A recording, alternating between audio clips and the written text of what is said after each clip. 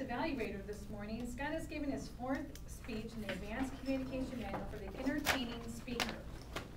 The 4th speech is supposed to come from his own personal experience and should involve narration and dialogue. He assures me that this is a personal experience, one that he has repeated many times, disciplining their children. The objectives that you need to look for in this speech, it is a dramatic talk. So he needs to be entertaining. He needs to include vivid imagery, characters, and dialogue. Deliver the talk in an entertaining manner, which I don't think is a problem for Scott. Today, Scott will address the rather controversial topic of the rod and the child. Please welcome Scott Shire.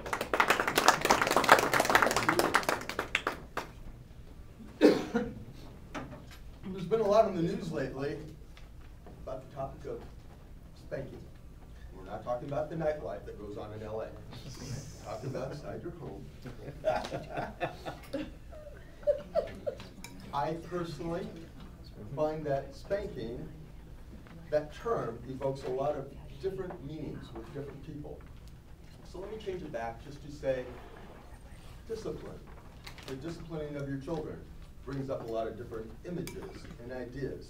And right now, there's a lot of movement in our community, in our state, in our nation, to say that spanking is wrong.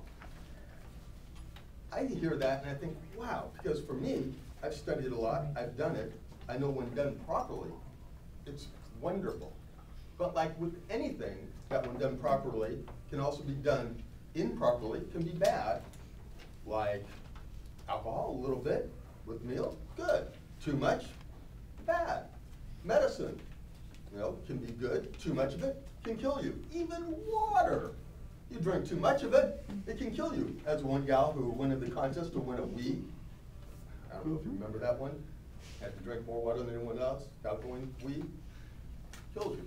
So anything that is good, too much of it to excess can also be bad. Same thing I would present to you with regards to spanking. Now I asked my kids, I've got 5 of them, I've used this process with them, and I've followed a program from a group called Growing Families International. They really laid out a wonderful process, and I thought, there's no way this will work. But I want to share it with you, because I'm telling you, it does work. And I even surveyed my kids just recently to ask them, in particular Hannah, who's my most, shall I say, expressive, challenging child, wonderful child that she is. She helps me to grow. I asked her, Hannah, what's your feeling about how we raised you and disciplined you and spanking? And she looked at me, and you got to realize, she's read the Bible, she knows what it says, and she looked at me and said, Dad, I'm just glad that disobedient children are no longer stoned. Medical law, for those of you who know. So she thinks spanking is a great improvement from some of the other scriptures she's read. But we talked about it, and she said she's babysat a lot of other kids, and she sees those that don't know proper discipline, that they can be very unruly, and those that have been disciplined properly are very easy to work with. So I want to take you through the process that I go through with my kids. And this may not be terribly entertaining, but I hope it's informative. Because for me, it was news. I was spanked as a child. Probably most of us, our generation back then, probably were.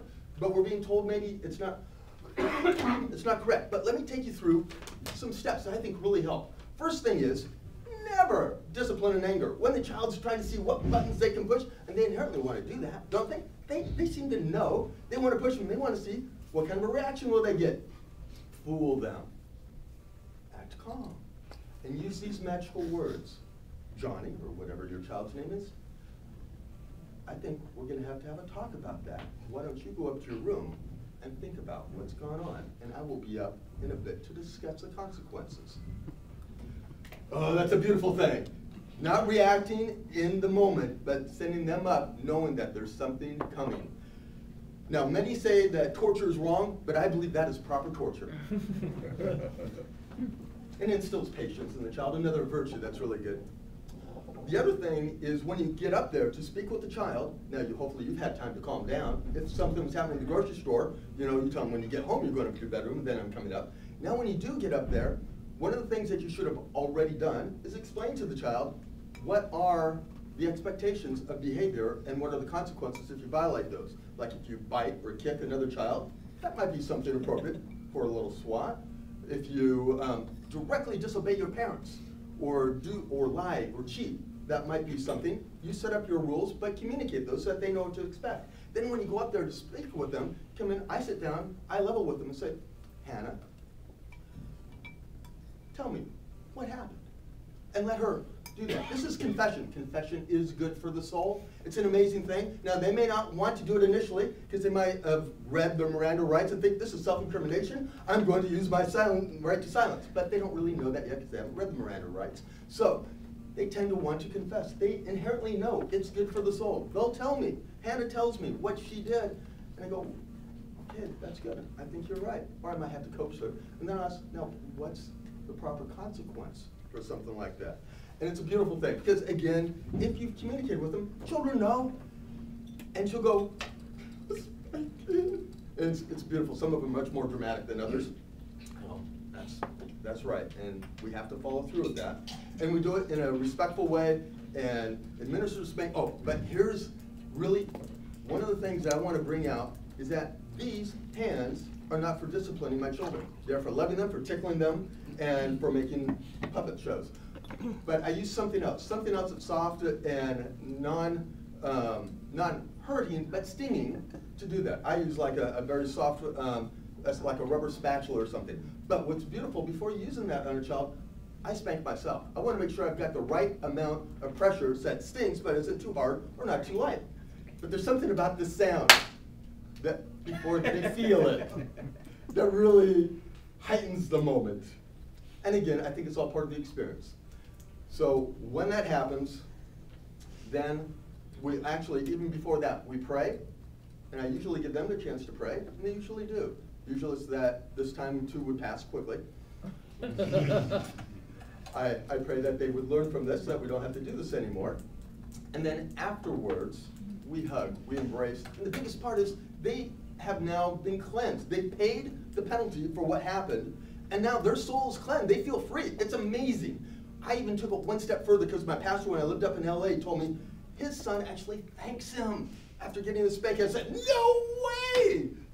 No kid is going to thank you for being spanked. So I actually asked them, after I've been doing this for a little bit, I thought, if it's in your heart, could you even afterwards thank me for administering this discipline to you? They looked at me. They all did it. I didn't ask them anymore. I only said it once with each of them. And after that, and there weren't that many spankings, but they actually thanked me, usually through tears, but they did. And then I told them, I'm going to leave now. When you're ready, you come out. So all of that, just to bring out that when done properly, in love, not in anger, and with the process, spanking, when administered with love, is a beautiful thing. Now, like with any beautiful things, if you do them horribly or to extremes, it can be bad. But I said we don't outlaw something that can be beautiful. Thank you very much for your time. Thank you.